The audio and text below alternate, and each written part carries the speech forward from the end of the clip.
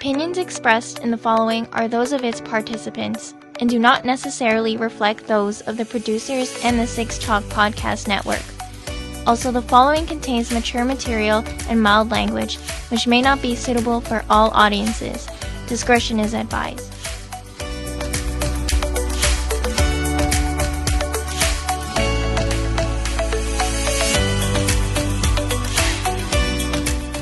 For Saturday night, February 27th, 2021, this is episode 36 of the Anime Roundtable Canada. Good evening from 6 Points, 10 minutes south of the Anime North compound in the west end of Toronto. Mike Nicolas, James Austin, Kevin Ng, Mohamed Sharmarke, and Geoff Greig around the virtual table. A reminder that we're always encouraging people to give their 2 cents on the conversation. animeroundtable@gmail.com is our email address. Twitter and Instagram @animeroundtable. And our show notes and archive can be found on our website, animeroundtable.com. And yes, we do have a Twitch, a YouTube, a Discord channel, a Facebook group, which really are just there, but worth mentioning anyway. But I will at least mention, once again, that if you give us a follow on Twitter, you're likely to get a message from us, because we do like talking to anyone out there. Okay, where do you want to start this week? We were having trouble knowing how to start, although we have a very good idea where we're ultimately going. But where do you want to start? Or should I just simply ask, Mo, did your GameStop shares go to the moon this week? It's on its way, man. It's on its way. Everyone, still got time. It's at about $100 a share now. You guys get in now. You guys can reach that excellence, bro. Guys got to get in, man. Here's a shovel. Can you dig it? Can it go more to the moon, Mo, if you tweet out an image of a McDonald's ice cream cone? Can it happen? It can go to Pluto. That's how far it can go. Well, this is it's just an interesting week. A month after everything that happened to GameStop, it got into the news again. It suddenly just shot up back end of Thursday in a noticeable way, and it's beating the rest of the markets, because if you've been keeping up, everything else got hit pretty hard. So, I don't know, GameStop. Well, it's kind of funny. We speak of GameStop, and then, of course, up here and in other regions where it's EB Games, of course. And I was on their site for EB Games. It was interesting, of course, because of COVID and that some of the stores that I know are in our area are not showing up on the store locator. So it makes you wonder, are they closed for now? They're not paying rent, and then they're going to come back? Or some of those are just never going to come back, because a lot of the mall locations look like they're gone. And the one down one street in Mississauga, which had tons, is down to just one location, and it's near me, and it was supposedly one of their most best locations. Yeah, that's what I'm wondering too. I mean, the Square One location, what happened to that before? Yeah, that one, Aaron Mills Town Center, is gone. Those were 2 mall locations. Mm-hmm. Like the only one, there was 5 or some ridiculous number up Aaron Mills Parkway. They were so close to each other. It's how can this be? Yeah. And I think the only one left I see on their map locator is South Common. To my knowledge, the Argentia and Meadowville locations are gone for good. Mm-hmm. Square One, I imagine they will keep. Square One has always been a money-making store, relatively speaking. Well, I shouldn't say money-making, but they've that store definitely has lots of traffic. I was about to say, you can kind of justify it. Even when they stuck them in the basement. Especially because they recently renovated and relocated to a bigger spot. Oh, again? So this would be their third spot within that one, this was last year when this happened. So they actually continued with this reno and relocation during the pandemic. So oh wow. So this would be their third look, really. They would keep that one, yes. Mm-hmm. It's Square One. That's the thing. Square One bucks a lot of retail trends in many ways. In terms of retail in the Greater Toronto area, it's one of those odd anomalies. We've constantly talked about it. how often in a single space at one end you'll find a Walmart and a Dollarama, and then at the other end you'll find a high-end department store like Holt Renfrew, right? And then is there. Like that doesn't happen often, if at all. And you have that under one roof in Square One. The whole town can go there. Speaking as a former employee of that mall, they've always had big plans. Like, their intention is to make it the Yorkdale of the West.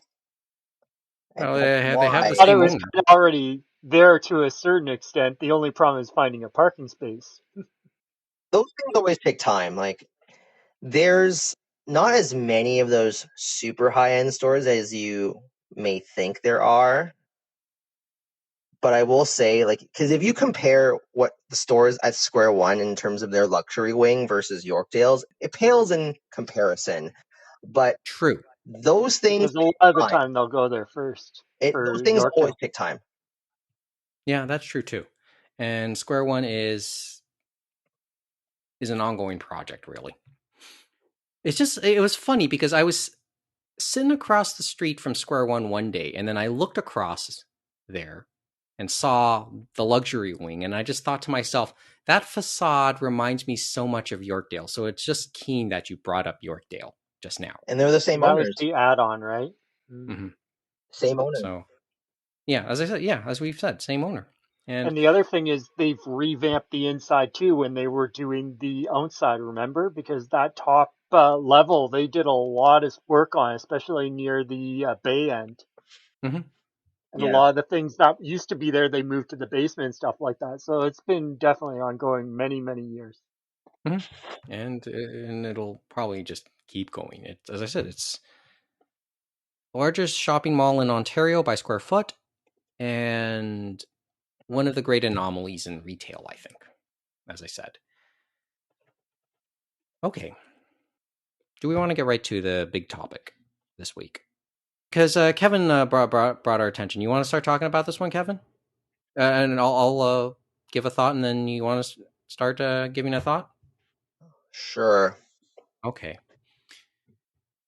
Kevin on Tuesday brought my attention to a disturbing or disheartening little thread on Caleb Cook, the translator of a number of shows, a number of manga more specifically, and probably most notably, at least for the purpose of the story, the translator of My Hero Academia. And apparently this has been an ongoing thing for some time. He's been criticized in many criticized for the translation of the manga, because he's the easy guy to go after since he's the official translator. But it came to a head apparently when he said he couldn't take the online criticism, which probably has devolved nicely into harassment and bullying. He can't take it anymore, and he's basically cut off his Twitter feed, and he's left Twitter. Well, he hasn't left Twitter. He made his Twitter account private. So his direct response to that was this. And this is a screenshot because I don't follow Caleb Cook, but welp, it's sure been an experiment, but I'm feeling done. Just taking my ball to greener pastures, etc. I've made a private account to keep in touch with the cool people. Check your notifications, but I wish nothing but the worst for the toxic elements of this and every fandom. And by this, he means My Hero Academia's fandom. The toxic elements, to be specific. This was made on February 22nd, so this was shortly after chapter 302 came out. Mm-hmm. And it's gotten some attention. It got some attention on the subreddit for My Hero Academia. I think is it the anime or the manga? The manga. Yes. And I know Zach Davison has spoken. I was aware of it through him too. Yeah, in his defense, I think I'm pretty sure Daryl Serrata said something. I think I mentioned that, but I have to find that link exactly. it's like I'm trying to understand a little bit of it, and I can only keep up with so much because much of it is like you have to be able to be have kept up with the story itself in some form, whether it has been watching the anime or actually reading the manga in whatever form you're reading it in. But just reading some of it, and like just reading the subreddit, you have people kind of starting to point fingers at each other, the fans, and some are trying to say the criticism, like, yeah, then maybe there's some points of some intellectual discussion and criticism. Like some people felt, while feeling bad for Caleb, also did try to at least be intellectual with their criticism of the translation, which I'm all for. I mean, it's okay to have a intelligent discussion about those things. But the name calling, the flaming, I don't care for. I mean, that goes without saying for many of us for this show. But I'm trying to still wrap my hands around it. The thing is, my reference points are always on translators we've talked to about this, or people who know Japanese or other languages. And there's always been a consistent theme when I've had these conversations. It's the idea that the translation is not that simple. The whole idea that no one language perfectly maps, and that's a word that I know Matt Alt has used, maps perfectly into another, and that it becomes all muddled. And when preparing for all of this, I had to re-listen to our conversation with Matt Alt back at the end of December before the new year. And it was like a 17-minute stretch where he talked about, well, don't shoot the messenger. And that from the moment the translation leaves the translator's hands, it could still filter a bunch of different ways.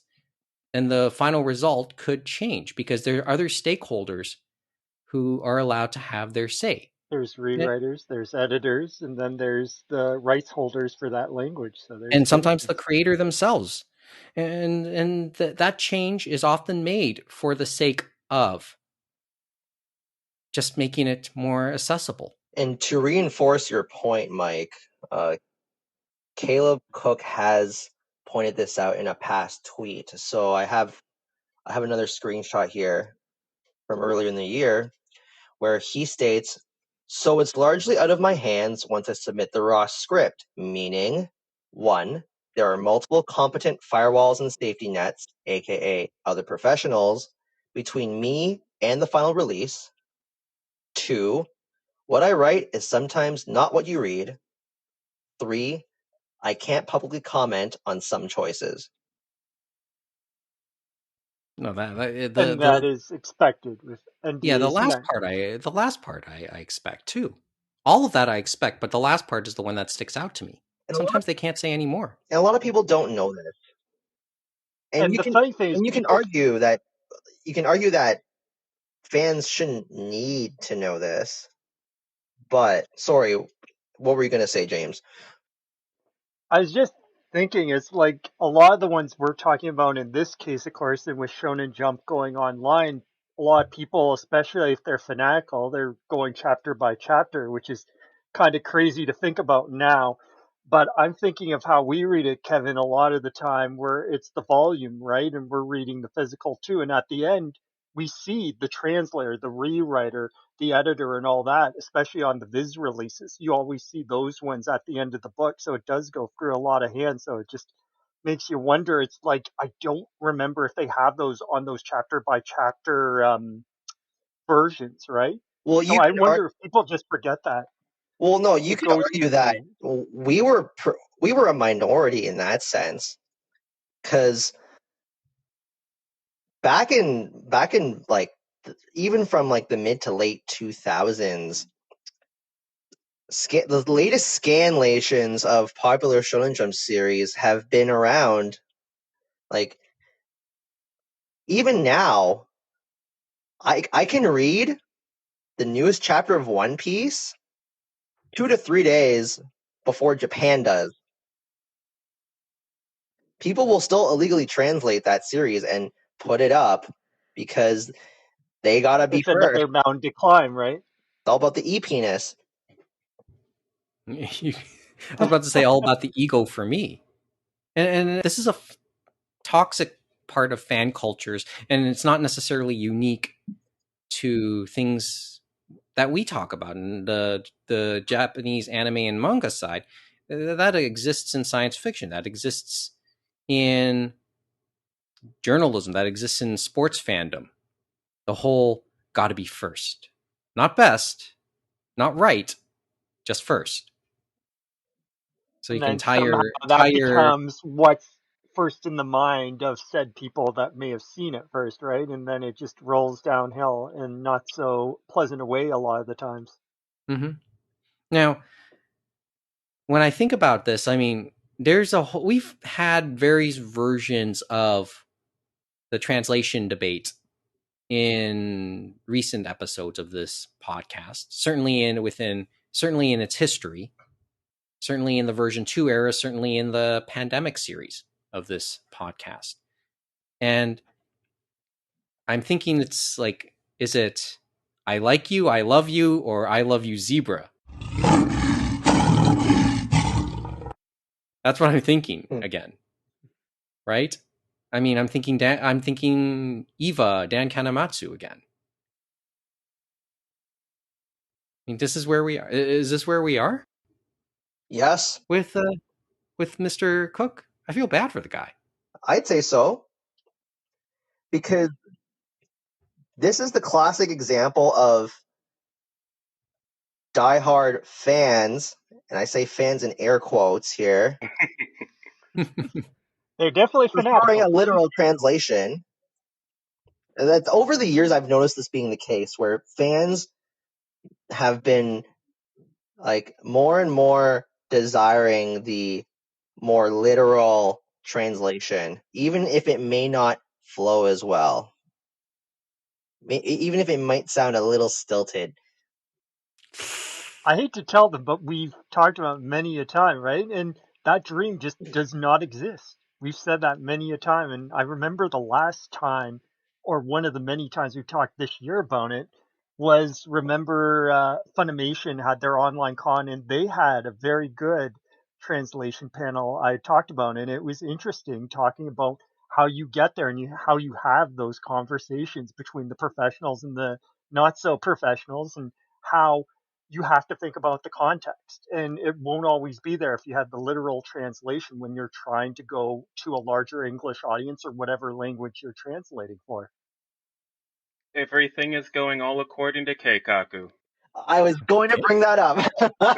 Okay, all right, So all right. what Now anime and talk to the old man here. was Talk to the that, old man. Geoff? How dare Oh. they not use Nakama in the official English translation? It's ridiculous. Kind of on this note, it's weird because like the toxicity of all fandoms is, increasing. I mostly blame Twitter. But I think that it's interesting like the vitriol that the toxicity is kind of forming as, because I think back in my day, or like when I was in university, like if there was ever a dub versus sub debate, it would be like, ho ho ho, you like this, that's silly. Now it's like, as Kevin was saying, there's this like passion of like, how could you possibly like this garbage English translation where they're making English jokes with, American accents? This is garbage. You should read the official fan subs. I don't It's get kind of funny hearing you say that, Geoff, because they rarely do those dubs now, like they did back in the day where they have something like Ghost Stories and they said, have at it. And ADV just did that. You yeah, don't have many of those. A lot of them are pretty faithful and stuff like that with minor nips and tucks here and there. But I think that the series that are, being more creative are the ones that would need it to survive in the North American market. So things like Panty and Stocking and Sergeant Frog, those series, the comedy is, frantic. It's, kinetic. All the humor wouldn't translate, completely directly. So with those examples, we can have this, really fun, sort of almost American comedy writing style English dub, but then there's the Japanese sub that is, there was some issues with it, but for the most part, more accurate to the original translation. But, those types of series wouldn't have come here otherwise. With this situation with My Hero Academia, I think that the entire problem is that it's this generation's Naruto or Dragon Ball. This would not have Yep. happened with, a random slice of life or a shoujo, even if the translation was worse, or the issue with the translation was worse. It's, the culture that has developed and festered over years and somehow perpetuated across generations, and has been forming into this, really gross, thing with, you know, ship wars and, these translation issues and, really like unsettling like discussions. Like when My Hero Academia was first really booming, most of the drama I saw in the community were people arguing about the relationship between the main character and the rival, because in the story it's seeming abusive, so people were mad that how could you ship something that is a real problem in society, and then people would argue against it. No, it's just fiction and it's cute. It's tiring. I don't blame him for cutting out. Like, I'm surprised he lasted this long. And I think it's sad because, from what I can see of the situation, he was kind of giving back to the community with a fun trivia game. But if when he tries to run this trivia game, if people are just going to yell at him because their favorite character was disrespected by his translation, it's no one's going to have a good time. It's sad. That is the true shame, because he did those trivia tweets with Dr. Stone as well. Those were fun. I mean, I heard about the trivia stuff when the story broke, and everyone kept saying the trivia was fun. And it shows that he cared. Well, I think what is it? I think didn't Zach Davison kind of defend him by saying, if you think you're a My Hero Academia fan, he's a bigger fan than you. Yep. I remember reading that line. Yeah, I just remember reading that I line. have the tweets here. Here's the truth for you. It takes an immense amount of effort to get good enough at translating that companies are willing to pay you for it. The pay is minimal. We spend our lives deeply involved with these comics. The reason we do it is passion. We are the Uber fans. And just so you know that no matter how much you love My Hero Academia, Caleb Cook loves it more. I promise you that. And in return for his love, passion, learning, and skill, you took a big shit on his head repeatedly for no reason. So again, fuck you. End quote. Good script reading, by the way. Hey, do you think so? Sorry, guys. Do you think so? Reach some kind of like breaking point? It did. That was the breaking point. Yeah. So no, I mean like more like widespread, because I feel like this can't be an isolated incident with one translator, right? I think that these sort of professionals and people in the industry will just stop interacting. We've seen that. What is that iPhone only pillow? Not pillow fort. That's the Tumblr replacement. What's the iPhone social media Elon Musk thing? Clubhouse. Yeah, Clubhouse. I could see, smaller social medias splintering, just so that people can avoid this but still have some sense of community.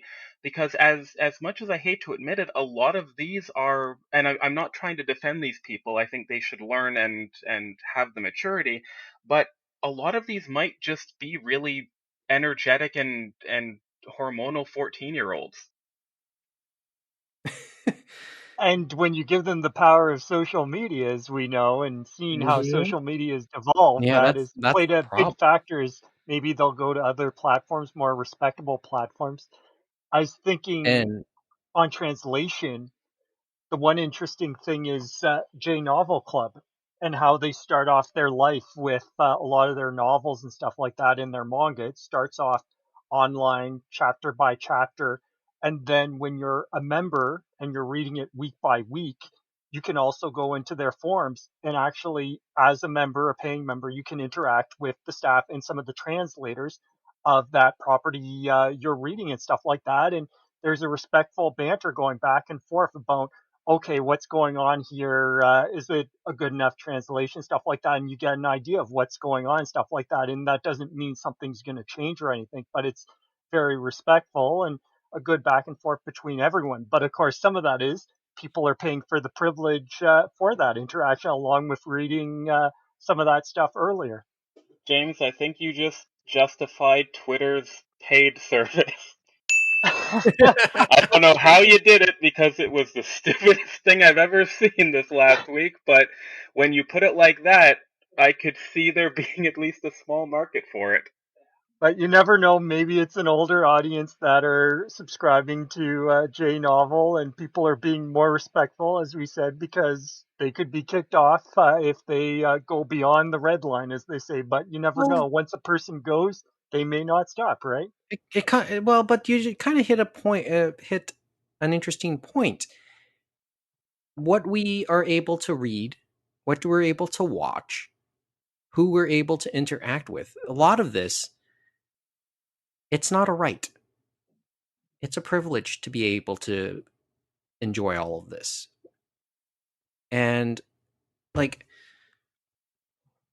with all this talk about how much the lower rungs, the regular people in the industry make or what they don't make. And justifying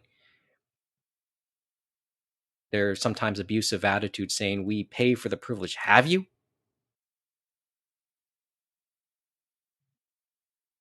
Because if we're talking a lot of scanlations, a lot of those consumers, I'm not totally sure if they've paid for that privilege. They most likely have not.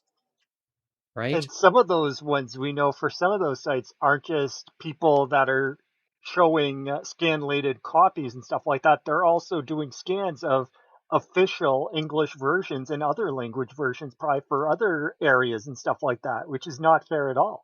Well, no, that's even worse. In fact, one of the people who tweet out these My Hero Academia spoilers is supposedly a person who's known in the community to have read, well, not really scanlated, but they'll have scans of the Japanese RAWs, and then they'll compare their translations.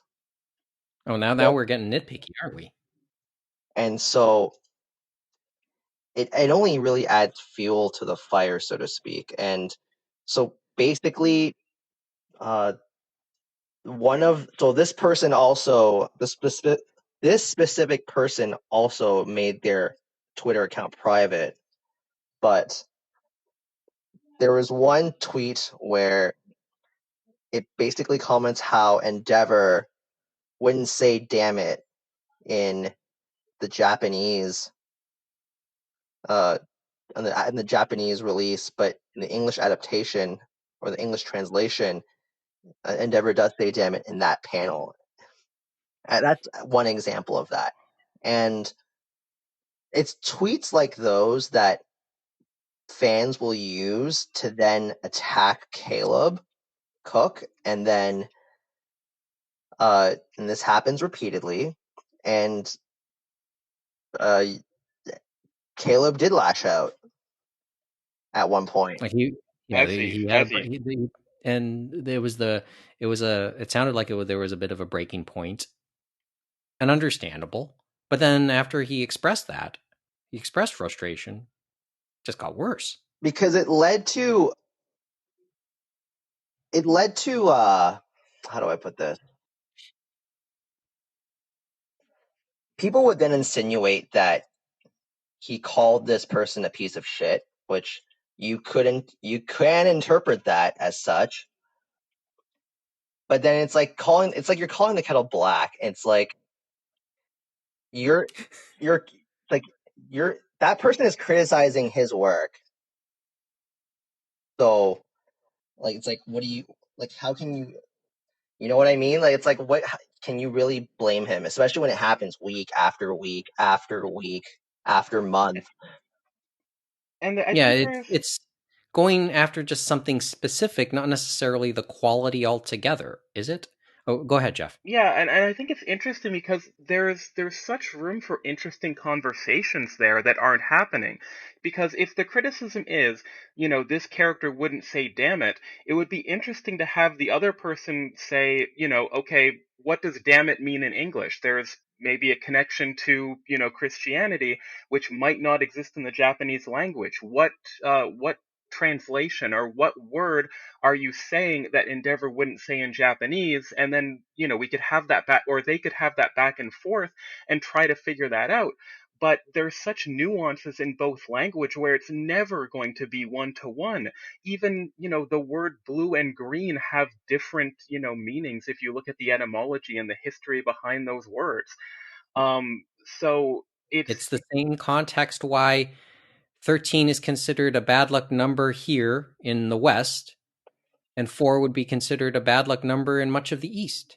Yeah, and I think that there needs to be that room for um adaptation and translation, especially because this is a series in Japan aimed at age 8 to 14, so essentially kids, and even in a situation where a literal translation might be better, I don't necessarily think this is one that requires that kind of thing. And a lot of these criticisms will bring up like these translations. Well, actually, in the original Japanese, the character says, and then they'll quote this perfect English a sentence and then compare it to Caleb's or another translator's version of the translation. If it was a literal translation, it wouldn't be clean English. It would be kind of this awkwardly grammatically jumbled mess. Yep. If it was Yeah, literally I translated, agree. so they're not Hmm. they're not going from they're either going from their own personal translation, which would have their own biases and potential errors, or they're going from one of the fan translators or the people who rush it out to be first. So it's messy. Like I said, I love you, Zebra. Mo, I know you want to say something. Oh, I was just gonna say. I mean, this just sounds like a troll, right? Isn't this is what we're arguing about? We're arguing about trolls now. I mean, like we have to set aside that this person obviously didn't want to have an intellectual conversation about the legitimacy of the translation. I mean, he just was trolling him, right? I Is that don't what it think it's a was? troll. I don't think it's a troll. I think it's just people are very opinionated and passionate and also misguided. Because I'm giving this person a lot of benefit of the doubt, but You definitely are. I don't think he's setting out to be like, I want to ruin this person's life. I want to, only cause trouble. I think this person just has a lot of pride and thinks they're better than other people, and he's jealous that this person who also loves the series gets to, do it for money and express his own fandom, and essentially be celebrated for it as he kind of should. And he's just bitter that he's maybe not as good. That's Just as a quick isn't that the, aside, That's a BS. just as a quick That's a, aside, that the person who I'm bringing up is a woman, most likely, Oh, sorry about that. because their name apparently, like I've heard the name bandied about. The name is probably Gabby, so we can only assume Okay. it's a woman. hey, let's not. Come on, man. It's 2021. Let's not assume here, right? Actually, no, never mind. The pronouns are she and her on that person's Twitter account, so okay. So it is. So they yes. identify as a woman. Well, the thing is, jealous over what though? Money? We've already stated that this isn't the greatest paying job. To circle back, we said it isn't fully their translator sometimes for a lot of the translators in the manga field anyway, because in the manga field, as we said, sometimes they may be doing the English rewrite along with the translation, and then the editor's doing the editing, but sometimes you'll have separate rewriter, separate editor, and stuff like that. And even for these simulpubs, it goes through many hands and stuff like that. So you don't know how much is each person's part, right? So. Yeah, Geoff? I think the jealousy is just jealousy that this person who is a fan gets to be the word of God, essentially. Like that must be a dream for anyone studying Japanese and who is also a fan of Japanese media properties to have the both the level of skill and the placement in the position to have some influence over what gets actually published and put in people's hands. But as James says, like, I think that's just a misinterpretation of thinking that, Caleb is the word of God when, there's so many different um, levels and checks and balances. And we could say the same in video games too, right? Because things coming out of Nintendo's Treehouse, translators at like Sega Atlas, and so many others, sometimes they're going through those same different processes and stuff like that. So there isn't one be all and end all for that final translation that either makes it on our screen or makes it on our page. The only thing I think as I read this story is always the tried and true argument that's always been in my head. Nothing beats learning the language your damn self. And in the process, ultimately you'll still have your own interpretation, and so be it.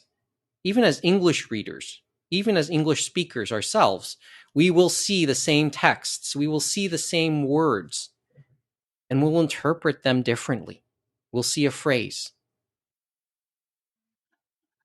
I mean, in one Simpsons episode, as Lisa and Bart face each other in hockey, you see the crowd chanting, "Kill Bart, kill Bart, kill Bart." And the problem is you have both fans of both teams saying the exact same words, but meaning complete opposite things. It is text, right? Like that's another thing, that this is a comic book medium. There is no easy way to even write sarcasm, No, or other types of inflections. and that makes it even worse.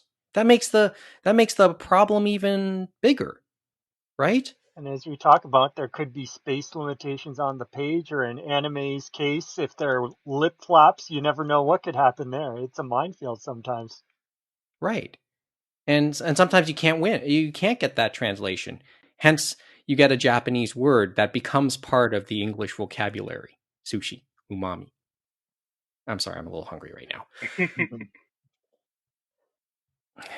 When As we I said, things have changed over time, and we talked about that with Mad with Alt man, too, right? mm-hmm. So, And when it comes down to it, and and this is where I feel for Caleb Cook, and he gets our support, not that he needs it. And it's just nice to be able to shut it out, because it's like I feel bad for him. He doesn't really need to use his energy to talk to people to try and explain things to people who have probably more invested in it than they should, or i.e., people who probably should get more of a life. It's now I'm going to go into sports fandom for a couple seconds, and because this is how I feel. On the day that Rogers made a couple changes to their Hockey Night in Canada lineup, one of the casualties who got laid off was Glenn Healy. He was a former NHL goaltender. He was also one of the analysts on their number one broadcasting team for Hockey Night in Canada. But he was a very polarizing figure as an analyst. A lot, and I mean a lot, of people hated him. I got into arguments with some colleagues over the merits of him being there. And I said, well, he played the game. Yeah, it's a cynical view, but he played the game. And my colleague just said, he's just a plain jerk. That's not the point, though. And the day that happened, Bob McCowan, who was still there, was on his show, And he acknowledged the haters by saying he was good at what he did. And you must have some issues if you are celebrating somebody losing their job. And I'm pretty sure there are some people who are celebrating Caleb Cook having a bit of a nervous breakdown. And maybe they need a life. Those are the things I think about when I hear about Mr. Cook. You know what As I makes said, not that he needs our defense. Not that he needs it. you know what I was thinking about it? It's the thing I always think about when I hear these things and I think about social media and we talk about if you were face to face with that person in the same room physically, would you actually say the exact same things you said online? Like, really? Oh, that's Like, People exactly. usually it's like, would don't. you use your brain that you have It's instead of being a keyboard warrior? It's like, sorry for using the term, but yeah, just and I'm flying off the handle, like, and have Yeah. some common decency with what you've learned and say it's like, if it's not nice, you shouldn't be saying it and stuff like that and using yeah, your brain that God the gave old you. adages, More often than and not, no, they more wouldn't. often than not. And this is probably, and I know maybe we should finish up in this part of the conversation in a bit. For Mr. Cook, and another reason I'll applaud him is in the end, he puts his name on it. Haters, how often are you willing to put your name to the things you say? He did. He did. I mean, we put our names to this show. And and I know some of the biggest flames we ever got, and we're not getting flames these days because really who's listening? But in the version 1 era, the biggest flames we got, I'm not totally sure if they were male or female to start, much less anything else. It just shows that no one wins in situations like this. Well, yeah, that's the other thing. It's just the only thing, like it's so unneeded energy. It's unneeded energy to send out the hate. It's unneeded energy to absorb it and deal with it. Okay, maybe I'm getting too big here. I think it is an interesting question. Like for his main criticism, like I'm wondering what led her to really want to pick this fight to begin with. Like is it that jealousy? Is it just that part of the culture? Now is it a race to the top, as you mentioned, like kind of near the beginning of this conversation? Is it just the speed element of it? It's not great on a lot of levels of fandom. And I don't know if there is a solution. It's kind of dire right now. There's still a lot of creativity, a lot of excellent things going on. Um, and speaking of that, if anyone does have a look at Cook's website, he has amazing sculptures that I think a lot. I would suggest people check out a lot of fun video game type of things. There's a Celeste one. I think there's some Earthbound and Mario, all this kind of cool stuff.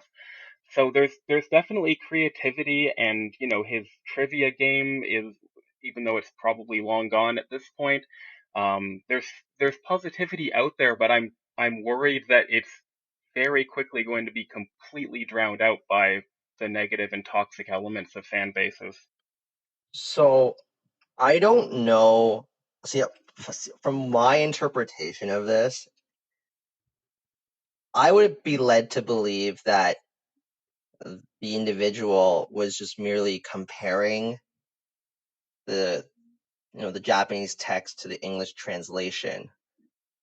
Although in another tweet,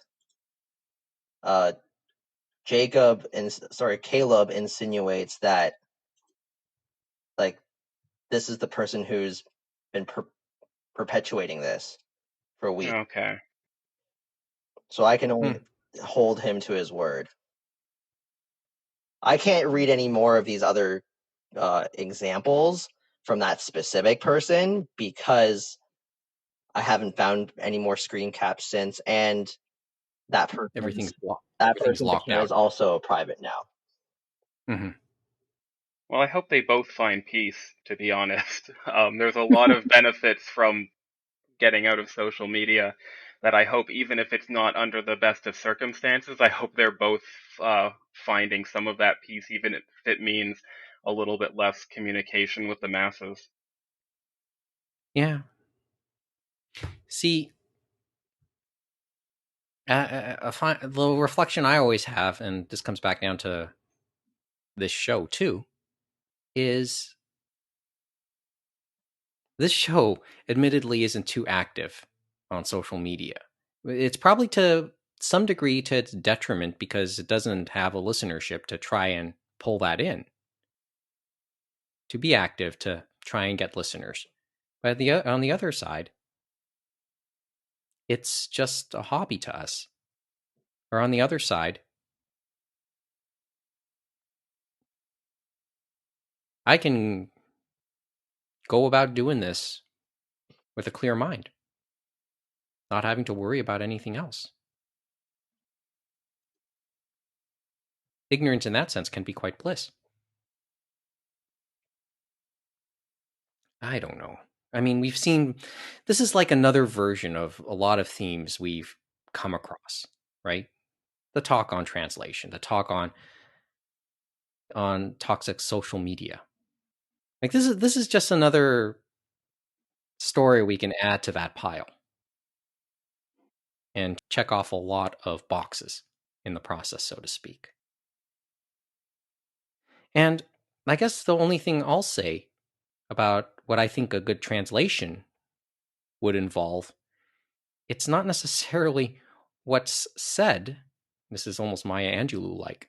It's not necessarily what's said, it's how it makes you feel. Sort of the point, isn't it? Isn't that the point of a good, like taking that phrase, isn't that the point of a good translation? If the translator has to go a bit roundabout, but if the result to the reader, the viewer, is the exact same one, that's the one for one you're looking for, I think. Between a Japanese viewer and reader to an English reader and viewer, that's the one-to-one you're looking for. The reaction, the exact parts of those reactions, the feel.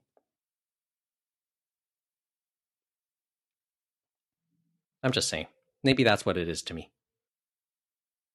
Hey, prove me wrong. Just let us know. You know our socials. That's it. I think that's all we can really say on it. I mean, we're just going to keep circling the wagons if we keep talking about it. So yeah, and none of us. And how many? And honestly, who here is a like?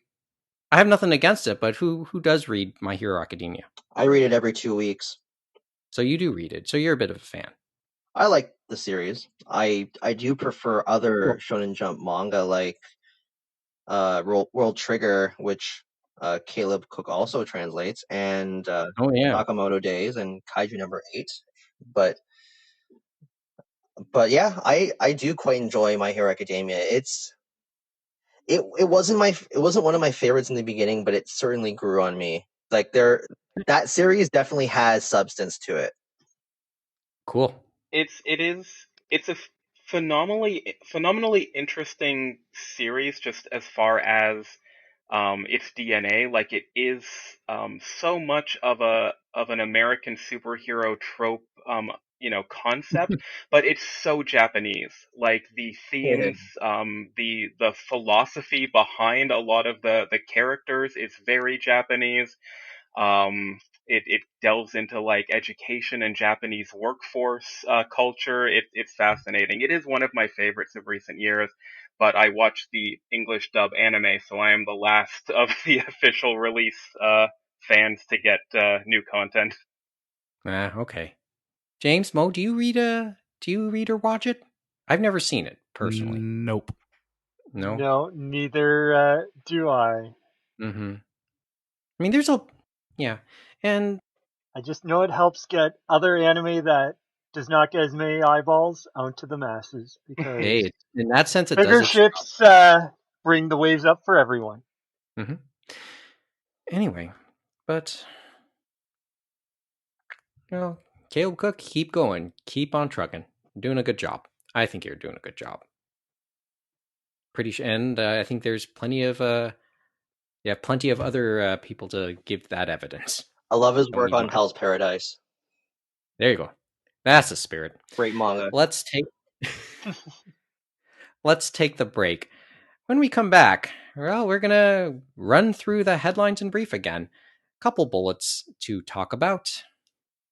Some of them rather obvious, and they nicely tie in with the COVID update, which we'll get to right after the break, when the Anime Roundtable continues. My nephew liked the Power Rangers, and I did this on his birthday where he had all his friends around. They were like, Green Ranger. I said, let me show you the real Sentai. I'm going to show you the episode where Green Ranger actually died. And they were sitting there looking. A couple kids started crying like, no, Green Ranger can't be daddy. And the parents were like, what are you showing our kids? The Anime World Order podcast. Not suitable for children because the truth hurts. Visit us online at www.animeworldorder.com.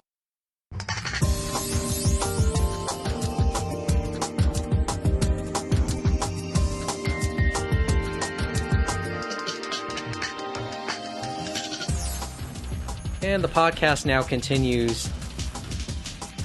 Nicolas, Austin, Ing, Sharmarke, Greig, continuing the conversation with you in front of a virtual audience. Thank you for listening. And online via the Six Talk Podcast Network, official podcast Anime North. And we're going to talk about Anime North in the upcoming block as we begin the bullets. These are little things which can become big things. Actually, let's first bullet is kind of not related to anime, but it is in keeping with the pandemic thing. Let's do our quick COVID update. As of today here in Toronto, for much of the last week, number of cases have been straddling on either side of 1,000. So we're kind of flat in that sense at the moment. 16 additional deaths as of Saturday evening. So I don't know where that sits exactly in terms of number of deaths, in terms of the trend. I think it's down anyway. So I guess that's encouraging news. The not so encouraging news is that a good chunk of these cases are going up with the variants. And that seems to be the concern now, as there's been a limited reopening of some regions in Ontario. Although I think they've used the emergency brake for some regions. I think Thunder Bay is one of them, and Simcoe is another. Yeah, so those two will go back into gray zone in the coming week. The immediate Toronto area, or Toronto and the western suburbs in Peel, remain fairly locked down. Nothing's open, but it'll the York region's open. The York region's open, so there's a lunch idea right there. I always find that hilarious. It's just like across the line on steels, like that side's open and this side's closed. Yeah, I mean, the very first episode of this show was taped at York University, which sits at the corner of Keele and Steeles. You just have to go across Steeles, and you're not in Toronto anymore. Technically, you're in Vaughan. No one stopped us. No one's stopping you. So that's the thing. And that's been the concern, region jumping too. So where do you want me to say? A long journey yet, and we still got to get our vaccinations, and we're at the back of the line, so it's going to be a long wait for all of us. Many months. Us at our and that's age, just to get the first shot. because so far I think they've only approved the 2-shot vaccines. Yeah, that's true. I think the U.S. as of today approved the Johnson & Johnson shot, and that's going to be a one-shotter. Mo? What shot do you guys want to get? I mean, you guys looking to get the Johnson & Johnson, the AstraZeneca? Are you guys going to go for the new stuff, the old stuff? Like, when the time comes and you're able to choose a vaccine, what vaccine do you want?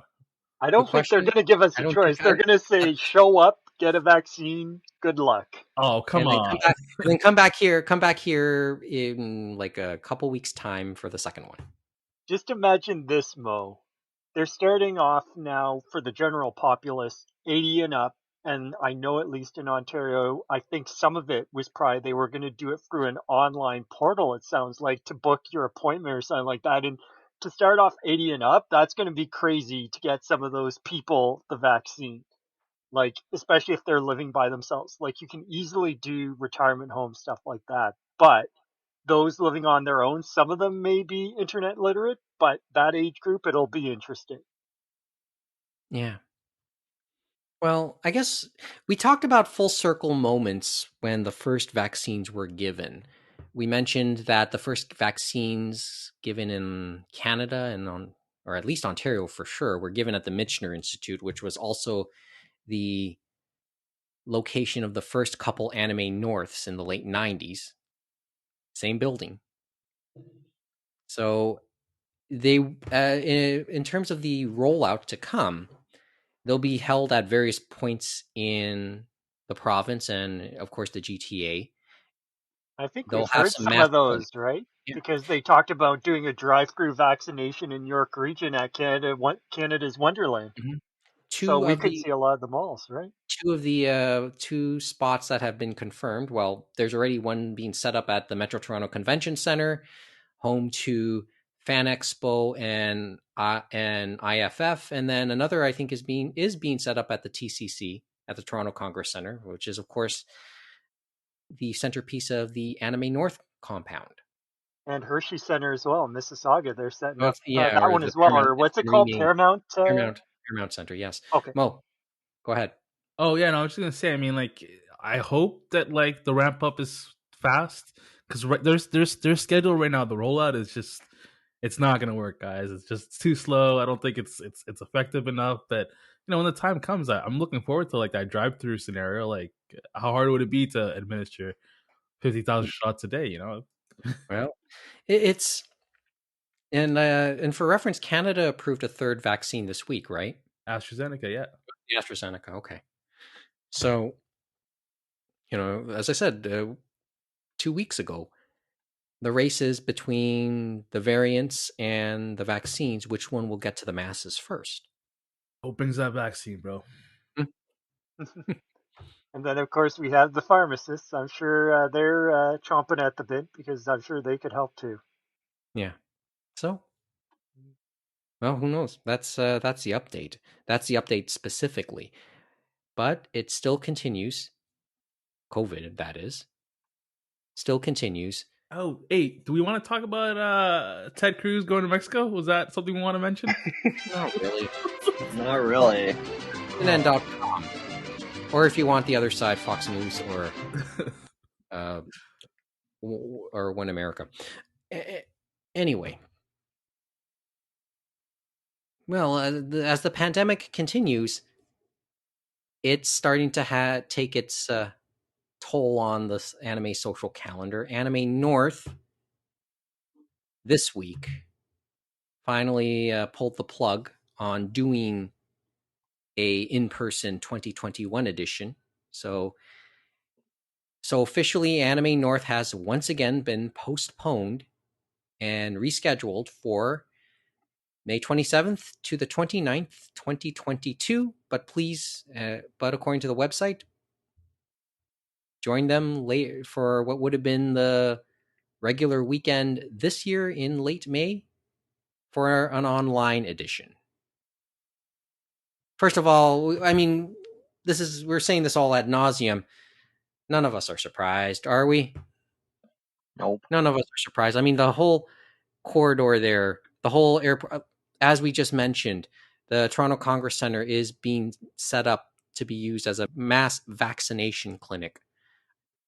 And up until they streamlined the federal government edicts or federal government rules, a lot of the hotels there were being used as quarantine hotels. That's if they actually went to said quarantine hotel. Yeah, they're not. I think the federal government hotels are the ones that are in compliance with the new orders are actually way closer to the airport than the ones on Airport Road in Dixon. But up until then, I think Radisson and Delta and all that little cluster in the compound were being used for quarantines. But I think, like, when they originally made the announcement moving it to the summer in December, there was a little more hope and stuff like that. But as we continued and went to the lockdown and stuff like that, that hope unfortunately disappeared, especially with pushing the goalpost back, as we said, on the vaccination strategy and everything like that. So unfortunately, it was out of their hands, and everyone came together and said, you know what, just can't do it, even though the best laid plans thought they could do it before, right? So it's always evolving. I think it was largely the variants that had a huge impact in this. Like, I think it was just too much of a risk because of the uncertainty of those. Yeah. And I think vaccination as well, because they'd still probably be doing vaccinations for who knows which age groups we'd be at that point. Yeah, the schedule has not gone, let's be honest, the way many had hoped. Right? Yeah. For whatever reason. We can talk at length about who to blame on that. Whether it's the federal government, the provincial government, the suppliers. Just all we care about is the bottom line. That's just not the case right now. Yeah, we always get shafted when it comes to stuff like this internationally. Well, that's just the impression I get. I have no real basis for that comment. Well, it's fair. It's fair, but it's fair to feel. All I'm caring about is what's the bottom line right now. We can talk about how we're here another time, but what is the bottom line? And that's just what it is. We're not as a country and as a province. The vaccinations have not gone the way many thought they would have when they started in December. I think people were over optimistic, to say the least, because when I looked at the timelines, they were not based on reality, period.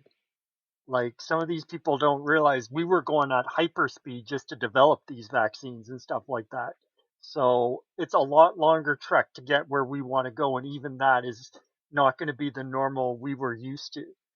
And even how we live now has changed so much, because think about it, all of us, for masking culture wasn't like this in the Western world, and now look at it. It's crazy. And it flipped on a dime. And it's still problematic depending on who you ask. And I think that's going to be with us probably for the rest of our lives and stuff like that. I'll try to be optimistic and say, who knows? But I mean, more closer to what Asia was like and stuff like that, where I think more people, where they'd have a cold, and for more respect and stuff like that, maybe more of us will be masking us. You know what I mean? Mo? I mean, I think the problem is that we were given like false hope early on that like they had a vaccine, therefore it's gonna be like next day delivery kind of shit. I mean, like it's on Amazon. Amazon's just gonna deliver it on their drone, give us the vaccine with that, and bam. Prime now, right? Exactly. Okay, well, but actually, going back, Mike, I was thinking we had been talking about Anime North. Let's get back to Anime North for a second. But thinking about the anime cons and stuff like that, a lot of them obviously are now doing virtual events going forward, and a lot of the big ones during the May and that have canceled their in-person events and stuff like that and are going to 2022, and hopefully they will make it there, because I think, remember, many weeks ago, Otakon is doing a fundraiser because it doesn't sound like they are on the best footing and stuff like that. So that's kind of crazy to think about, right? That's James. It's kind of sad to think that. That's one of the biggest ones too, right? So it's the east one in the east. I want to look that one up a little more before talking. I wouldn't mind talking a little more about that. If I'm not mistaken, it was the fact that the move to DC killed a lot of their reserve funds. And that's what I figured as well, because remember, they were one, then they went to Maryland, and they probably did have the reserve funds, but going to DC, like right in DC, that's a very expensive proposition. And add the pandemic, that's another thing. So, which is sad to say the least. But the others, who knows how long their funds can last, right? Because you save for a rainy day, but what if the rainy day keeps on going? Yeah. Well, as I said, I want to look a little bit more on the name conventions and to see how they're managing, and maybe we can have a longer conversation about them. Otakon, just that one kind of has my attention for many reasons. Because they're a great con to go to. I don't doubt it. I do not doubt that. Even if I've never been there, but I don't. I completely take that at your word. I say that as a person who's attended at least 2 times.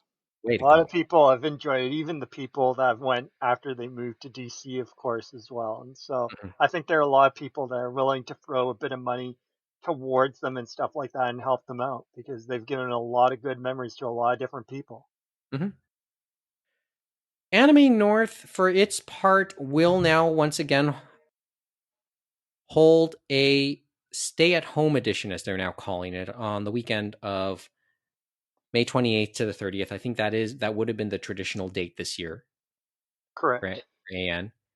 I just find it funny it's being referred to this year as a stay-at-home edition instead of Momiji's online experience, MOE. I just find that just caught my attention. Not necessarily. Well, okay, it is funny, but the name itself is fine. I actually like the name. It's just we all cringe at the acronym. That's all. Well, I think some of it is maybe branding too, because you use the phrase Momiji's online experience. That doesn't totally say Anime North, does it? We know anyone who keeps up with Anime North knows that Momiji is the convention's longtime mascot. Yes. But you really don't, otherwise you don't really link the name Momiji and Anime North. I guess they could have tied it into their social media with Compass and stuff like that, because they've used that branding too, right? So it went with the, MOE did take place on the Anime North Compass Twitch channels, so maybe it is for the purpose of streamlining. I'll buy that argument to make sure that whatever online presentation Anime North puts on this year actually has the name Anime North in it. That would probably help. Does that mean we're doing a show during Anime North? I should send an email. Norm, Eileen, if you're listening, I'll send you an email later in the week. Because we are the official podcast of Anime North. Yeah, well, for better or worse. Sometimes. And then earlier in the month, we're going to have TCAF is supposedly going virtual as well. So that'll be interesting to see how that plays out as well, especially for the artists and stuff like that. Because okay, now that you bring up other conventions, I just earlier today I actually looked at the IFF website, and it hasn't been updated since the announcement of its postponement last year. And I looked on the Twitter, much the same. So I don't know what's the story for IFF Toronto. What would be interesting is to ask Jesse, Mike, about, because remember they started out in Vancouver. Did they do a virtual event for their Vancouver convention? I wonder. Good question. Fair question. And I guess we'll talk with Jesse at some point in the near future. I guess just to finish up the roundabout. Anything on Fan Expo? Does anyone know there? Well, no? I know nothing there. I know that the CNE is apparently still planning to go at this point, and I think if they manage to say, yeah, we're gonna run, I think Fan Expo will just take that and run with it and say it's okay and safe for them to do it, even if it's not. They'd have to go to a different spot, though, because we said the convention center is going to be used for vaccinations, and they're probably still going to be at it, depending on if they want to use both buildings or one. The questions, I guess. And yeah, let's double back for a second. The city of Toronto has canceled any large events from now until the end of June, and Pride is its most noteworthy casualty. The other casualty is the Canadian Open. The Canadian Open is now scrambling to figure out what they wanted to do, and that was supposed to be held at St. George's Golf Club, even though it's a private golf course. It's within Toronto, so. Mm-hmm. So there's the scenarios we're now looking at. Actually, on the topic of the Canadian National Exhibition, the CNE, word came down earlier in the week that Overactive Entertainment, or Overactive Media, that's the exact name, the owners of the Toronto Defiant of the Overwatch League and Toronto Ultra of the Call of Duty League, and we're talking esports, yes, I get it, they have released plans to build a $500 million venue on the CNE grounds. And we'll put up pictures of the renderings. The centerpiece of it will be a 7,000 seat auditorium, which will serve as the home of the of said esports teams. This is obviously a number of other amenities. I think it looks like a hotel.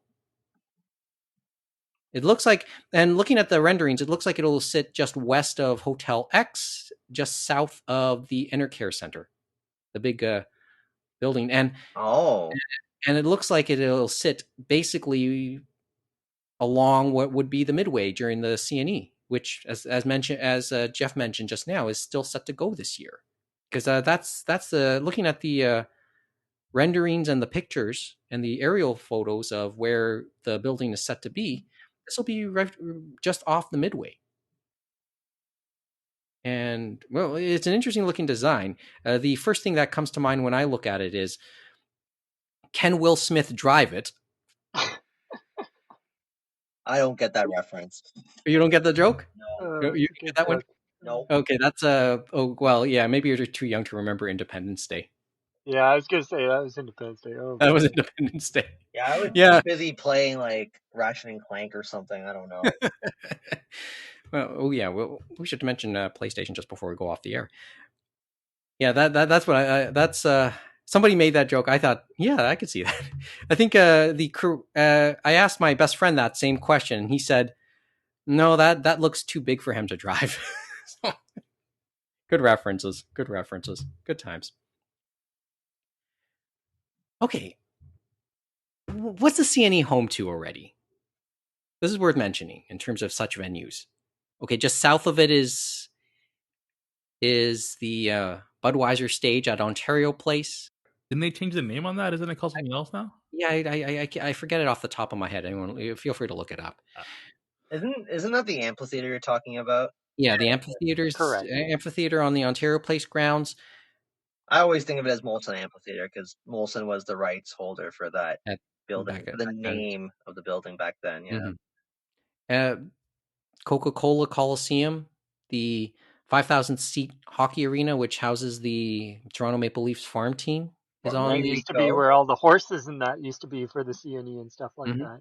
So. And BMO Field. BMO Field, yeah. The current incarnation of the state of CNE Stadium that sits on the grounds, home to Toronto FC and the Argonauts.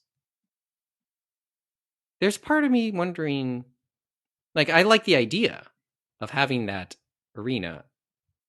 Just maybe there's a small bias there, and just curious to see it. The Queen Elizabeth Theater is there too. That's right. The venues where some J-pop stars have had concerts. Well, saw Perfume. Yep. Yeah, you know what? Now that I've seen a few more YouTube videos of their performances, I envy you that you got to see that, Kevin. It was a fun little show. Yeah, and watching that and watching Songs of Tokyo last month.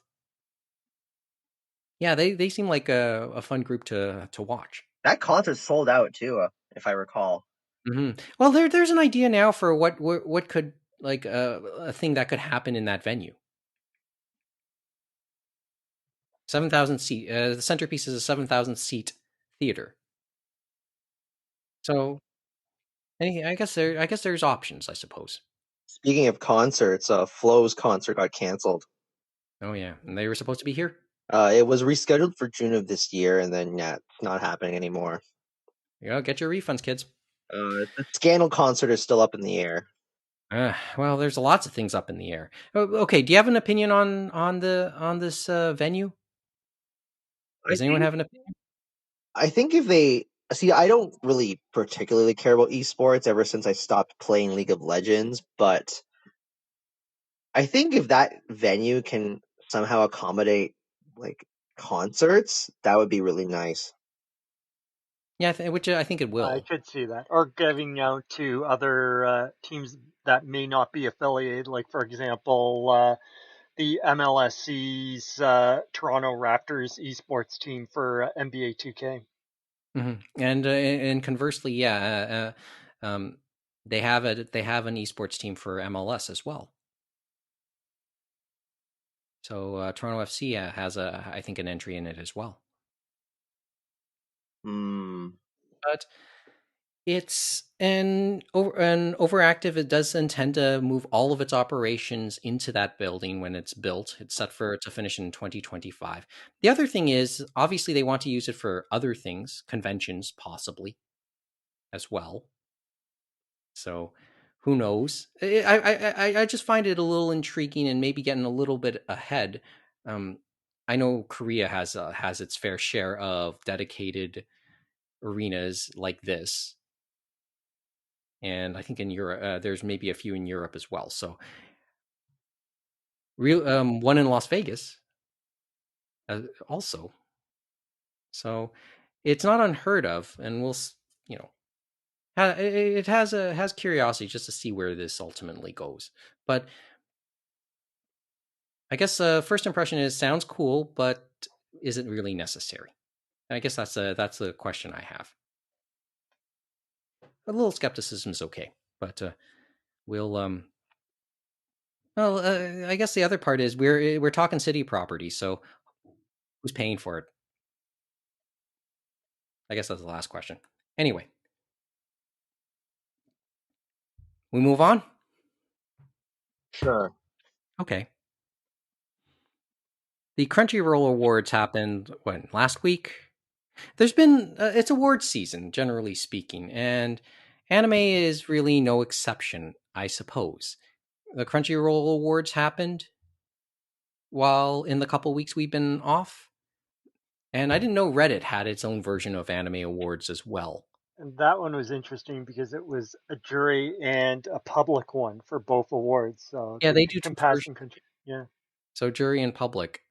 Which one do you want to stick with for a couple seconds? Because I'm just looking at the list of winners.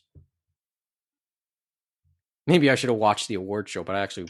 Well, you can still watch the Crunchyroll. Well, the Crunchyroll one, remember, had a video portion, so you can watch it on their site if you want to again to see what it's all about. But it feels probably more similar to Jeff Keighley's The Video Games Awards and stuff like that. It's like, I know they're trying to bring out everyone, stuff like that, but sometimes it feels like a marketing endeavor. It's kind of like leaves you questioning things, like especially some of the things, like I don't think the Oscars, as I told you guys, has best girl, best boy, best protagonist, best antagonist, best fight scene. Well, best fight scene you'd see at something like the MTV Awards. Like you'd have that at the MTV Movie Awards. No, that's fair. But on the topic of past best fight scene winners, best couple movie at the MTV Movie Awards, 25th anniversary of Happy Gilmore happened in the last couple of weeks, and I think it's fight scene between Bob Barker and Adam Sandler won best fight scene the year it came out. Best fight scene of all time. It truly was a great movie. That movie is probably Sandler's best and stuff like that. Oh man. Well, I'm looking at that. Like, I mean, I fully admit not totally keeping up. Like they're titles that I'm aware of, but haven't really seen an episode from. The only one that sticks out is Beastars. I'll talk about Beastars in a sec. It seems like the consensus between both Reddit and Crunchyroll for the public and the jury on both was Lost in Paradise. The ending for Jujutsu Kaisen was the winner on all of them. So yeah, that must be one heck of an ending. It's a good ending sequence. Okay. Yeah. That's. I guess that was the point of bringing up the Reddit Anime Awards. Basically, play a match game of some sort. And the other thing of interest was, if you want to say look at Anime of the Year, Tyson again won that for the Crunchyroll Awards, and obviously they had a jury and everything like that. So I'm sure it was well earned, as they say, even though they're streaming it. And then for Reddit was interesting because um, Chiharu Fuya, Furu. Chihaya I'm so Furu, yeah. butchering that. Yeah. No, the third season won for Anime of the Year by the jury, and I know a lot of people are fans of that, so it is a good one to watch. And then the public one had ReZero second season, which was interesting. As I said, so what? Like, okay, what's your reaction to any of the award winners? Since you kept up a little bit more than I did on this, James. I Like, see, that's the thing is I look at a lot of the different awards, and a lot of them are more of the popular things that I see that are keeping the industry engine going, so to speak. And so I don't keep up on a lot of those ones as much. I'm keeping up on a lot more of the smaller stuff, the slice of life and all these oddball shows that probably are selling just 100 copies if they do make it to physical print. I guess that's fair. I don't know. I mean, obviously, an award is never a bad thing to have. It might get a few more eyeballs. There's been the phrase the Oscar bump. Hmm. So, Well, that's And it'll help totally bring more that's the people, right? intention. sorry, Kevin. Well, that's totally the reason why they're doing this. Oh yeah, well, it's self-serving, I guess, for Crunchyroll to get more eyeballs and clicks on some of their own series, I suppose. And a lot of them are stuff that are on Crunchyroll and stuff like that. And Yeah, even yeah. Reddit, we can look, it's like probably evenly split. But some of the things, like they had some interesting categories. Like you have compositing, and I'm just like, what is that? Even I should know it, but it's like, did any of the public know? And then the other interesting thing is, I know Pokemon Twilight Wings won in quite a few categories. Like, for example, the jury selected for animation for TV for Pokemon Twilight Wings, and I'm thinking to myself, how can that make any sense since it was done by the Pokemon Company through YouTube and stuff like that? It was never on TV, from what I remember. Yeah, on Hmm. the 25th anniversary stream for Pokemon, they even specified that it was YouTube or web anime, like they had it as a separate category. That's what I thought it was put as, and so that's why I was confused by that one. So that can leave you to wonder, right, when they give out these things, especially on a place like Reddit. Not to say there's some great series they mentioned there. Yeah. And it was great too for that series as well. Probably the best you'll ever see Pokemon look. Even if it was promoting Shield and Sword heavily, of course. So I'm going through these awards quickly. There is because I see the general anime of the year, and then there is no movie of the year. There And is on Reddit. on Reddit, but I can see that there is no movie of the year because you can't watch any of those movies on Crunchyroll. There are some movies on Crunchyroll. Actually, funny enough, you can watch Konosuba, God's Blessing, Legend of Crimson on Crunchyroll and stuff like that, dub or sub. And the public chose that on Nothing Reddit. they could nominate. The consolidation of the industry continues in that sense. But I will say, Shoyo Hinata from Haikyuu is indeed best boy. Okay. Well, okay. Good Jujutsu choice. Kaisen. Jujutsu Kaisen is the big winner from the Crunchyroll Ah. Award. Okay. That side doesn't I can't judge the anime. I hear the anime is. I hear it's a good adaptation of the manga, so I have no complaints. I'm just sighing because I just think Jujutsu Kaisen is just a confusing mess of a manga. Okay. Like, I mean, at the very worst, it has. I'm sure people who didn't know it has their attention for the moment. Like, if you want a good fight scene, if you want good fight scenes, yes, read Jujutsu Kaisen. Okay. I just think it's more style over substance, which it's fine. It's fine. Well, nothing wrong with parking your brain once in a while too. I just find it a little hard to follow at times, and I know I've said this before on the podcast. sometimes that would help. The Crunchyroll Awards. I guess I'll try and give it a watch, but maybe it's better if I actually watch stuff too. So on that note, what's in people's queues this week on their recent watches and reads? Just one title, maybe, and then maybe I'll throw a couple myself at the end. High Rise Invasion came out on Netflix. It's all right. Yeah, I think you mentioned it to us. I have to. So how was that? Because I know the manga, I think Seven Seas is releasing it over here. It's an anime. I think I can say that much about it. Just I don't know. It's kind of funny thinking of Netflix because I was mentioning that, Mike. It's like they've been in the news this week because Sentai licensed another one from them, Baki. And then the funny thing about that is it confirmed that for Baki, and then the other one they licensed, Hero Mask, they're redubbing both of them. They're not getting the original dub from Netflix. And so there is confirmation. They said this has happened in Europe before where it's cheaper for some of these companies to do their own dub than get the dub from Netflix, that they're starting to charge higher fees for some reason. I don't know why. Like, I know they've been doing union dubs, but I don't think that's all of it. Yeah, I find that kind of, it's an odd thing to have found out. It's kind of funny too, because I was thinking about it in the way I was thinking Be the Beginning, where all the anime got it. They have that dub that Netflix did on there. And then the second season of Be the Beginning, which is coming in March, they're having the same cast and everything. But theoretically, all the anime might be stuck paying a higher cost to get that dub. And then they might say, you know what?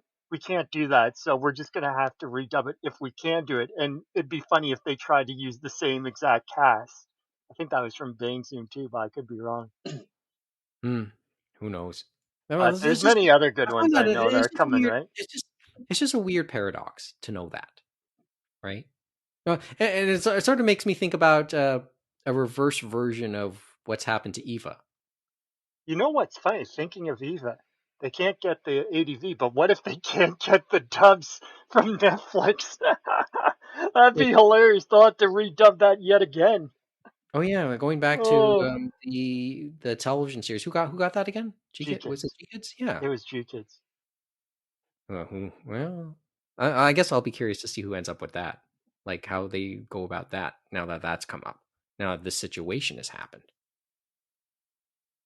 Okay. All right. Jeff, Mo, or Mo's already answered. What's on queue? Jeff, what's in your queue? I'm still keeping up with the dub release of Dr. Stone, so I think episode 3 should be out at some point soon. But I did watch the JoJo's Bizarre Adventure OVA, so Thus Spoke Kashibi Rohan, I think, on Netflix. Very weird. Kind of Junji Ito meets Yu-Gi-Oh! The original Yu-Gi-Oh! So not card game, but the weird death game sort of stuff. It was the best part of Yu-Gi-Oh. It was fine. One thing of note, it was the first anime I've seen with a recast from Mr. VM. So because he voiced Rohan in the original JoJo Part 4. Yeah. So the new actor, I forget the name right now, but he is kind of doing an impression of Mr. M, but it's still pretty good. It's okay, you can see Mr. Mangina. Oh boy.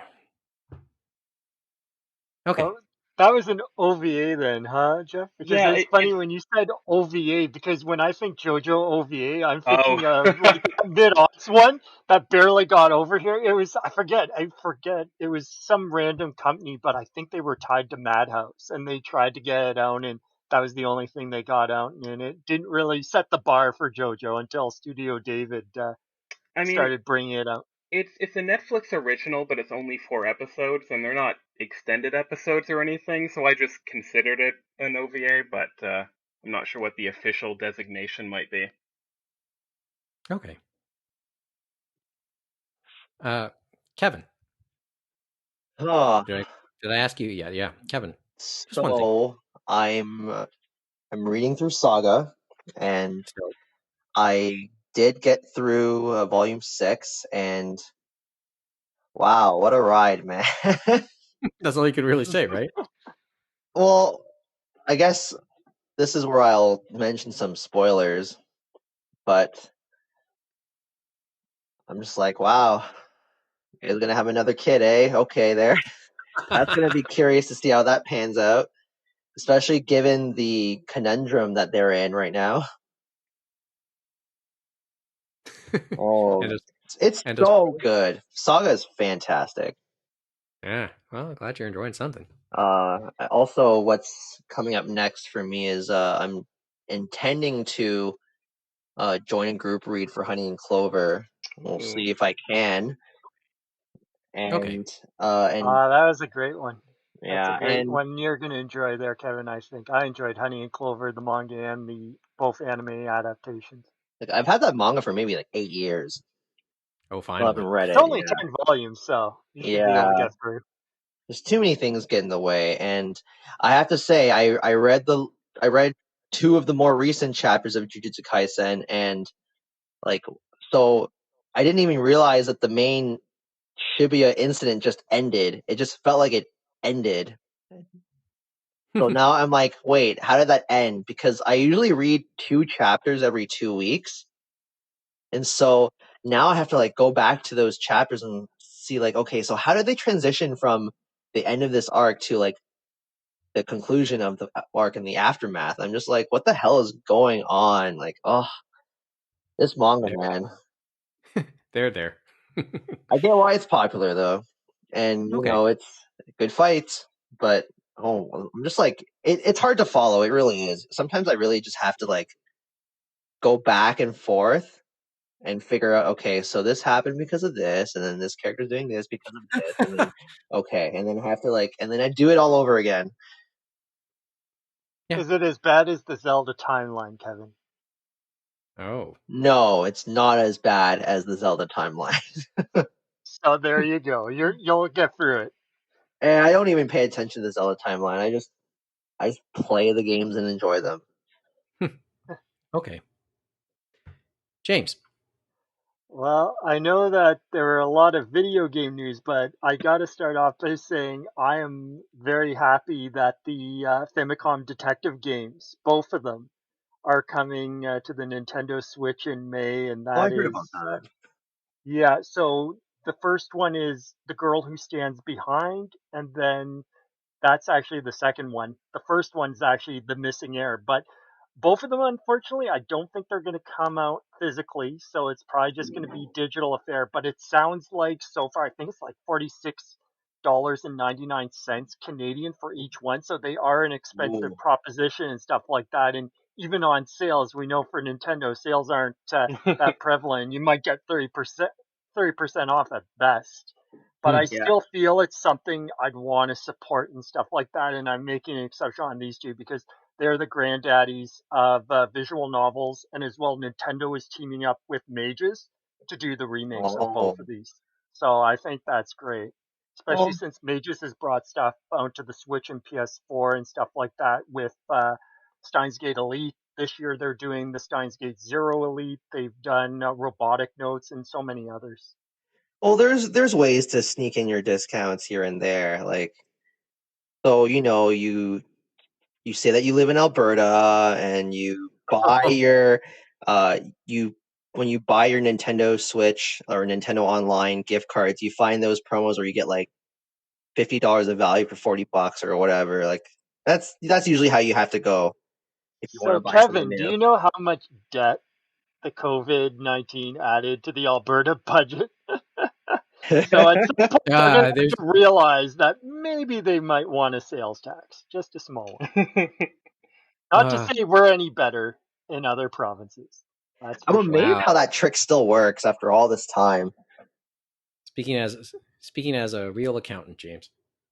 Oh well, but the thinking of what I'm watching and stuff, I was watching a few things obviously during that are happening during the season, and then a few things on disc. But on season in Crunchyroll, I've been catching up on Laid Back Camp, season 2, and it's just fun watching that. It's like slice of life camping, and I've gone camping my whole life and stuff like that. So it's kind of funny looking at from the Japanese perspective how they're doing it, especially at the end where they're saying if you're camping during the winter, be very careful of the weather conditions and stuff like that. And I can tell you from winter camping, we were usually inside, and if we were camping in tents, we were very close to indoor facilities, unlike some people, because hypothermia and frostbite were real concerns.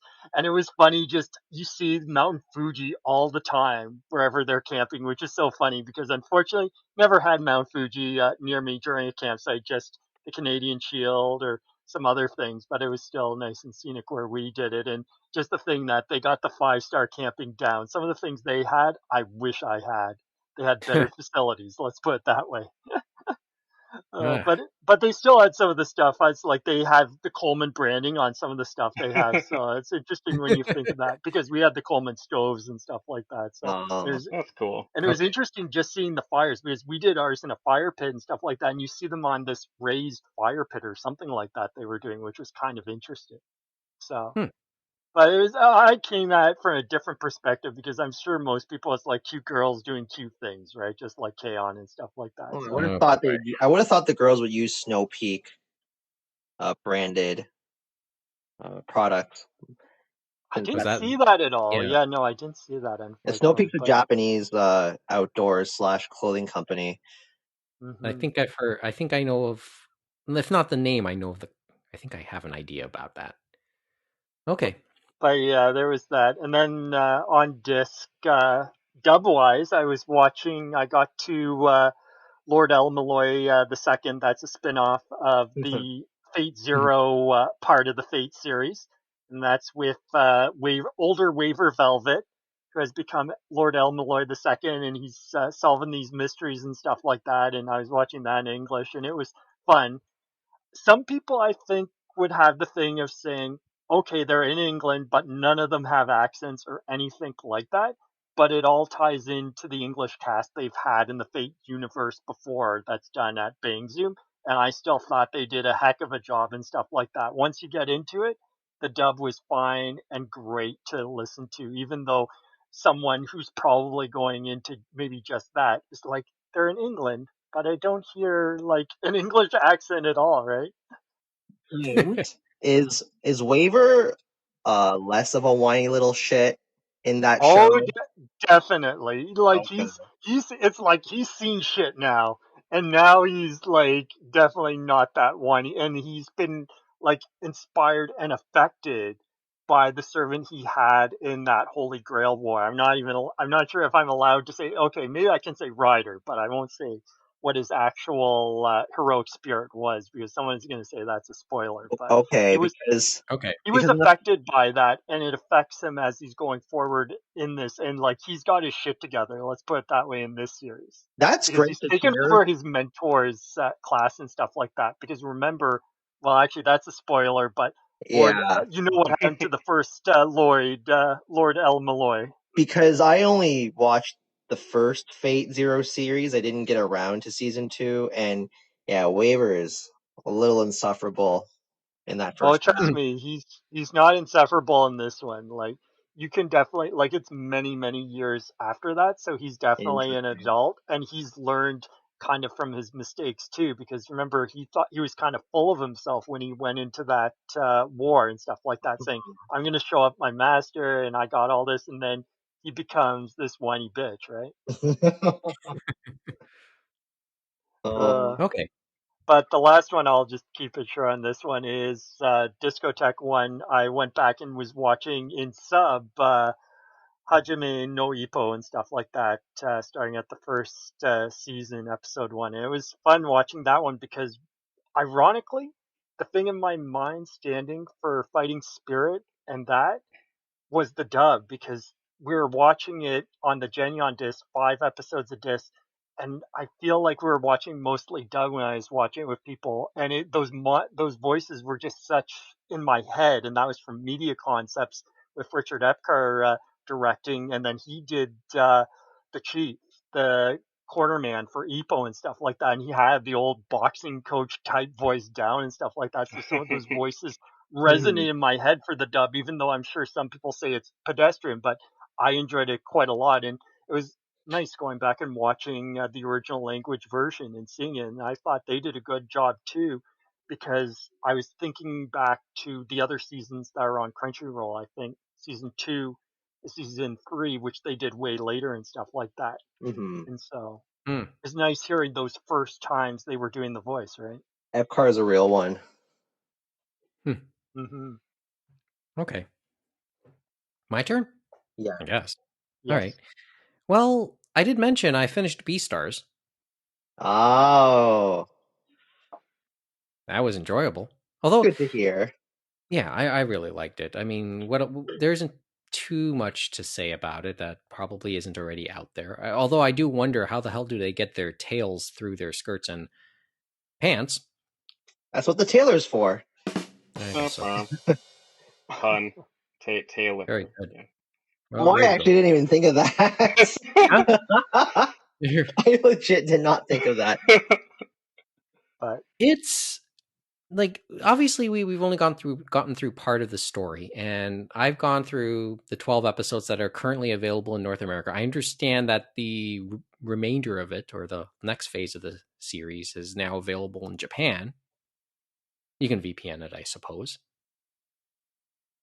It's, as I said a couple of weeks ago, it's a nice mix of teen angst, and then mix that up with the primal aspects of the animals each of these characters are.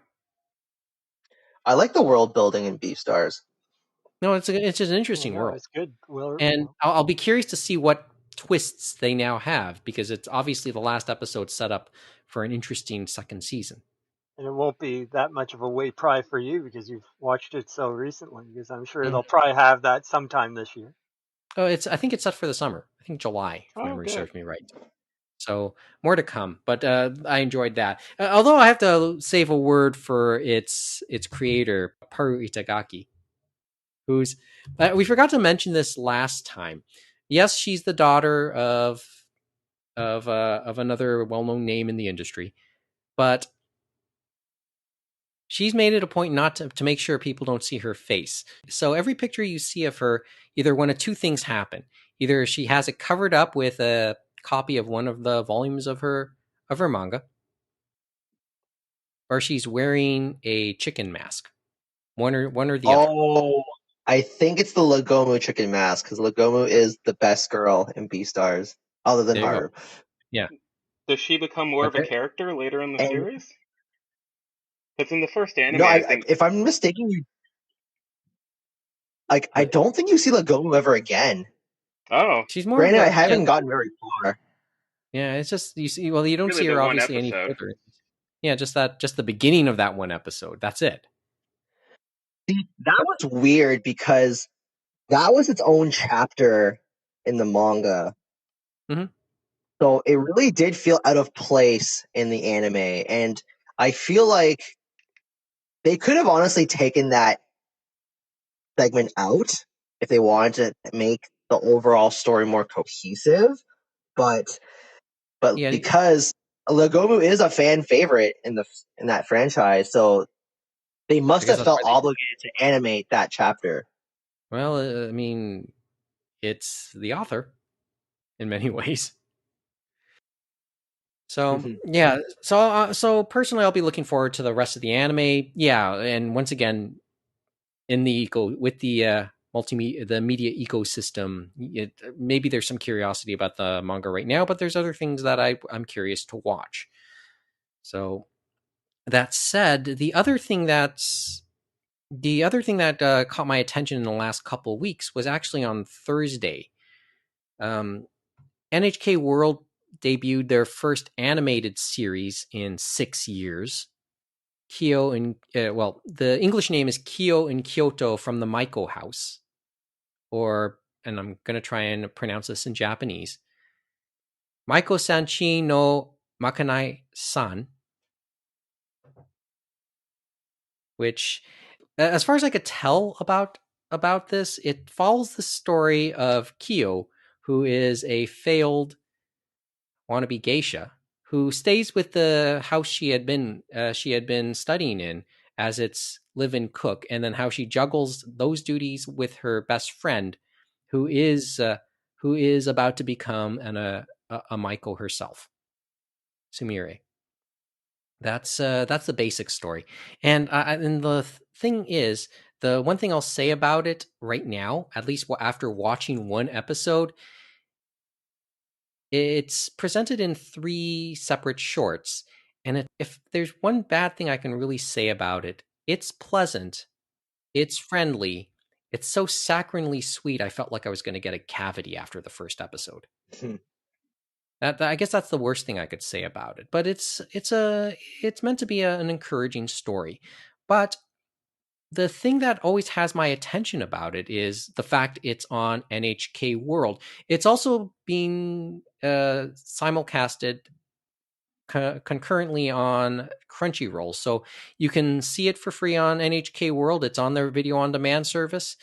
If you have a Crunchyroll subscription, it's there too. Episodes will come once a week at around the same time.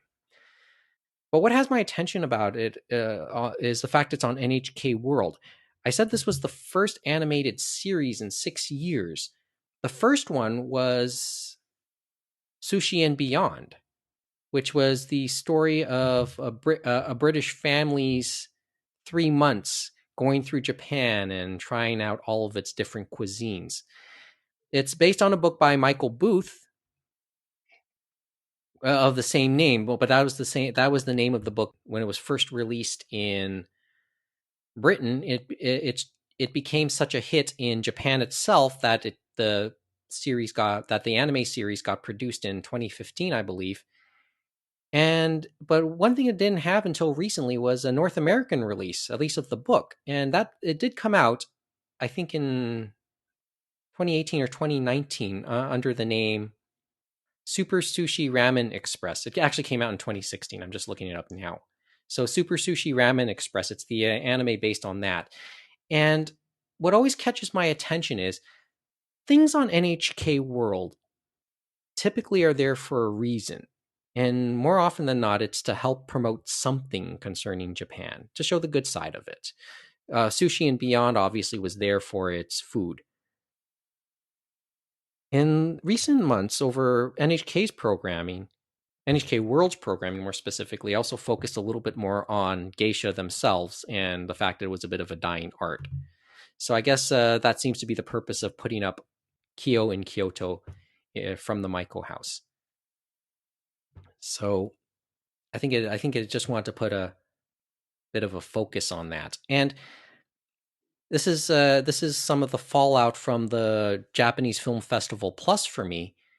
I started to note some of the dialogue in Kyo Kyoto, and I'm noticing the Maiko and the geishas themselves using a lot of the vocabulary that was depicted in Lady Maiko, the specifics of proper Kyoto dialect, which I found kind of interesting in and of itself. So there's a part of the fallout from the movie festival. Also two other things that caught my attention.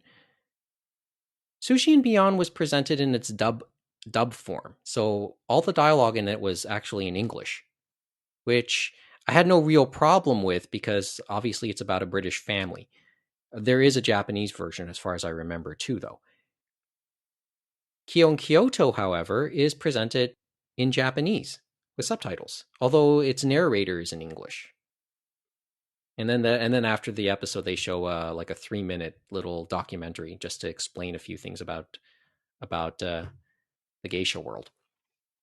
But a watch, if only for the cultural bits, at worst. But maybe you'll be charmed by it if you get the chance to watch it. And because the final fallout from the festival is now I have a curiosity to watch Secret Passage on Amazon, because the movie was shown during the Japan Film Festival Plus, and then an anime came out a few years later, and that's on Amazon. So that might be worth a watch. And that's basically my queue list at the moment. Anyway, before we end off this evening, over the next couple weeks while we're off, 2 rather significant anniversaries will come to pass. Or maybe 3 if Kevin has it right. The first one is of wider significance, I think. Almost certainly we won't be on the air when March 11th passes, and that'll be the 10th anniversary of the Great East Japan earthquake. So I want to just quickly acknowledge it now. And do we want to talk about it now, or we'll wait till next episode and we'll talk about it more extensively? Guys? Up to you. I think we'll do it more extensively, I guess, because the next episode will happen just right after that, the 10th anniversary. So maybe we'll talk about it more then. The other one is going to be March 2nd. This episode that you're hearing probably will not go live until March 2nd. March 2nd will mark the 15th anniversary of this podcast's first episode. So our 15th anniversary, James, will happen on Tuesday. What a ride it's been. I was going to say how time has flied, right? Yeah, how time has flown. flown. It was just yesterday when you just pulled me into a classroom and had the professional conversation we did, and I've been doing it ever since. Yeah, we've been having these conversations ever since. They said if we find a room and have a microphone, we'll find something to talk about, right? And we did with Neil. It's been fun, although I get it. We've been off for a good chunk of those 15 years up until a few years ago. But still, our first episode was taped 15 years ago this Tuesday. There were people born that day that could be my students right now. Yeah, entirely possible. That's true. So, to anybody who's listening now, thank you. If you've listened from even as far back as back then, if you've listened since 2006, really, really thank you. Chances are you're my friends. So thanks a lot for dealing with everything over the 15 years. And I don't know. I guess we'll say a little more on Tuesday itself, whether it's on Twitter or Facebook or a solo shot, but we'll see. But yes, the anniversary of this podcast is coming up. So I'm in that type of mood. I guess this is where I don't mention the fact that it's Pokemon's 25th anniversary as of today's recording as well. Oh, there's the 3rd anniversary. There you go. Thanks a lot. That's a little bit. I'd say that's a little bit more significant, actually. Congratulations. One of the most successful media franchises of all time. Yeah, well, give it up. Give it up for the Pokemon. What about Zelda? It was last Sunday, 35th anniversary. Well, give it up for them. There, it's come and gone. How many billions of dollars has Zelda made? It's made some, but not nearly as much as Pokemon. So give it up for Zelda, but really give it up for Pokemon. Really give it up. No, seriously, really give it up for Pokemon. Nintendo's been kicking up the media anniversaries again because they're in Mario mode now with its 35th, and now they're kicking off. Probably Zelda's. They've talked about Skyward Sword, and then I guess whatever else they have to come for that, we'll find out closer to the summer. And now we have Pokemon, of course, because they had their stream recently. And I guess, what did we get? We got Pearl and... there's a re-release coming up, right? Yeah. Diamond and Pearl re-release, or the remake. And an open world-ish, potentially 1800s, but still feudal inspired, because there is bound books, so it's not actually feudal Japan, but there is a Pokemon game set in old-timey Japan that seems to have open world elements, single player focus. You roll around and actually throw the balls in an open space. Apparently the Pokemon can hurt you. Looks cool. Pokemon Dynasty Warriors, I am in. Oh boy. We haven't even got Pokemon Muso yet. When's that happening? Oh, that would be amazing. That would boy. make me buy a home console again. Well, you do After know the Switch. that Persona 5 Strikers is out this week, or was it last week? So I'm not going to play that at this point. I couldn't even play Persona 5. That's how sad I am at times with playing these games that I care about, but don't make the time for. Well, I guess the only thing I'll say is I still have to play Yakuza. Okay. Yakuza Muso coming up. It's funny, I was reading articles about that, and some of the people in Sega America, they want to bring those ones that they want to bring the people in the modern settings, like in the older settings that were only in Japan, and try to bring them here, and that would be interesting. And then the belief is it would be a Kiwami treatment. So we'll stay tuned. That's all we got for this evening. A quick reminder again where you can reach us. animeroundtable@gmail.com, @animeroundtable, animeroundtable.com. Also, don't forget to leave us a review wherever you get your podcasts, if that's possible, because reviews and good reviews will hopefully get us more exposure and more chances for new listeners. 5 stars, please, and thank you. We typically do episodes every other week, but maybe we'll do something in consecutive weeks too, especially after this one. Subscribe to us wherever you get your podcasts so you can be reminded whenever something new has dropped in the feed. Until next time, thank you for listening. Good night from Toronto. Join us again for another edition of the Anime Roundtable.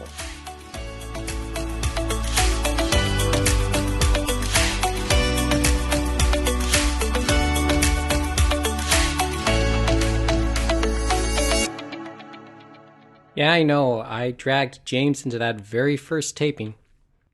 And since then, I've been carrying him for the last 15 years. I've done more than his mom. She only carried him for 9 months.